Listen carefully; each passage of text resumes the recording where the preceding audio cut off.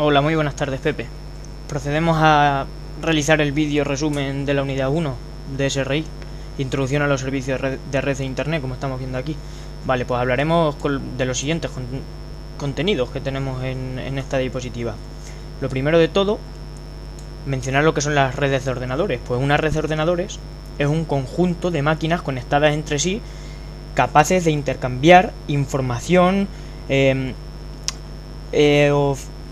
o datos entre ellos, de tal forma que si una pide datos a otra, pues sean suministrados. Es decir, es una red que están todos los ordenadores juntos entre sí, comunicándose y disponibles para intercambiar información. Generalmente es como en la vida real, una comunicación en la red pues consta de los elementos básicos: emisor, receptor, mensaje, un canal y lo que conocemos aquí como un protocolo o unas reglas de comunicación. Vale. En la actualidad tenemos principalmente dos modelos de arquitecturas. Por un lado el modelo OSI, que tiene un determinado número de capas, y por otra parte el modelo TCP/IP, como lo tenemos aquí reflejado. El modelo TCP/IP consta de 4 capas: la capa de acceso a la red, la capa de internet, la capa de transporte y por último la capa de aplicación, que es la que sirven los servicios a los usuarios. En cambio, el modelo OSI consta de 7 capas. Estas 7 capas se corresponden con las del modelo TCP. Por ejemplo, la capa física y la capa de enlace de datos forman lo que en TCP se denomina capa de acceso a la red. La capa de red es igual a la capa de internet.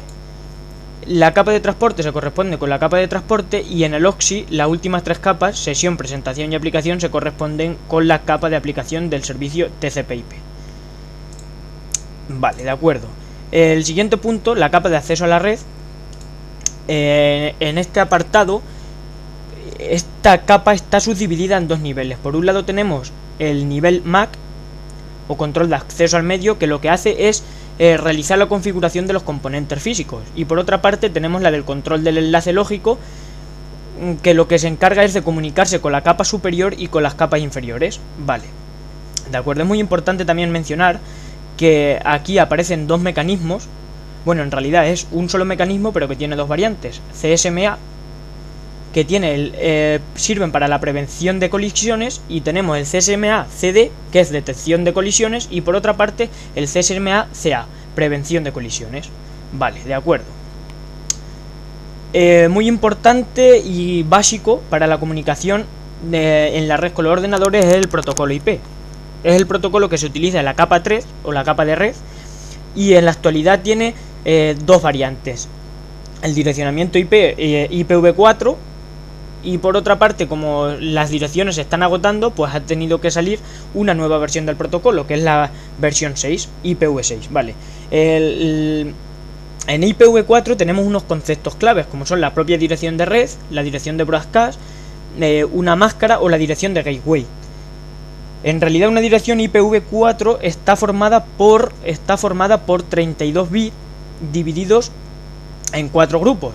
En cambio, una dirección IPv6 está formada por 128 bits dividido en 8 grupos. Vale. Importante mencionar también que en IPv6 no existe el broadcast, se elimina el broadcast. Vale. Para unos puede ser como una ventaja, otros lo consideran como una desventaja. El caso es que el broadcast que aparecía en las direcciones IPv4 ha desaparecido en IPv6. De acuerdo.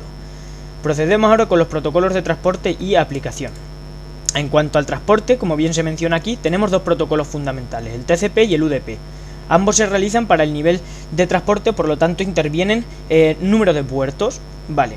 TCP es un mecanismo o un protocolo orientado a conexión, es decir, cuando un usuario hace referencia al protocolo TCP, lo que se establece es una propia conexión para él, con un inicio, una transferencia y un fin de la conexión, pero la conexión es dedicada. Y es un protocolo orientado a sesión o conexión y fiable, porque ofrece determinados mecanismos de seguridad para confirmar si los datos son o no son correctos. Por otra parte tenemos el UDP, que es un protocolo no orientado a sesión y tampoco es fiable, porque no ofrece mecanismos apenas de comprobaciones. En cuanto a los protocolos y funciones de la capa de aplicación, pues decir que las principales funciones de la capa de aplicación es proporcionar o dar los servicios que los usuarios piden. Y los protocolos más importantes que tenemos, pues DNS, DHCP, FTP, HTTP, que en posteriores vídeos resúmenes lo iremos comentando. Servicios de red en internet, pues se denomina un servicio de red en internet a una funcionalidad o un servicio, como indica la propia palabra, que una máquina debe ofrecer a un usuario que lo pide. De acuerdo.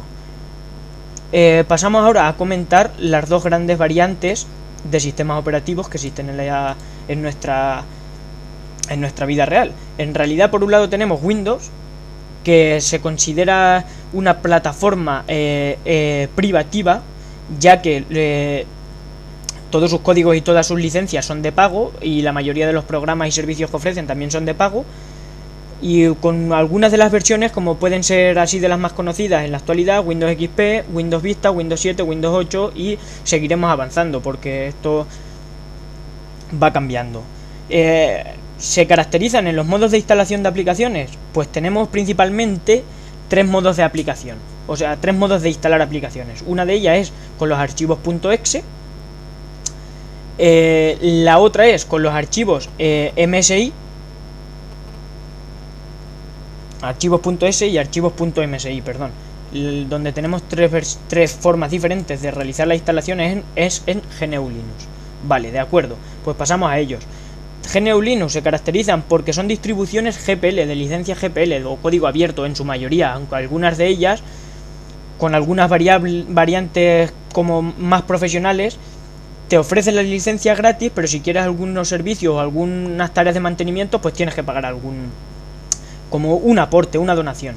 Vale, el modo de instalación, pues tenemos desde línea de comandos con el comando apt-get install y el nombre del paquete, con los paquetes descargados .deb o a través del gestor de paquetes. En caso de Linux, o sea, en caso de Ubuntu, por ejemplo, tendríamos el gestor de paquetes Synaptic. Por último, máquinas virtuales.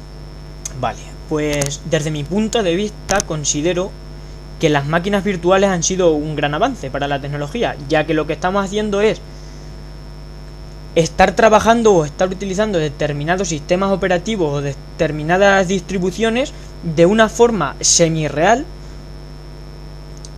pero que en realidad no estamos trabajando con una propia máquina como nuestro equipo, es decir, a través de nuestro propio equipo y de software como puede ser VMware, VirtualBox o algunos programas más, aunque los más conocidos son estos.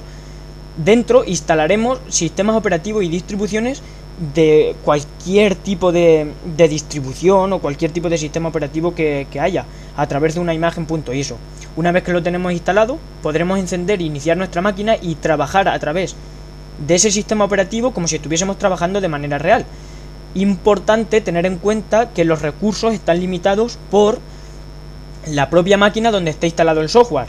Es decir, si nosotros tenemos instalado nuestro VirtualBox en una máquina con 4 GB de RAM, todo lo que instalemos dentro no va a poder superar esos 4 GB de RAM. Es por eso por lo que comento que los recursos siempre quedan limitados por la máquina nativa o nuestro propio host, es decir, el equipo donde está instalado la virtualización. Aunque, como he comentado antes, es un gran avance. Y con esto terminamos la explicación del vídeo resumen. Hasta próximas entregas. Buenas tardes.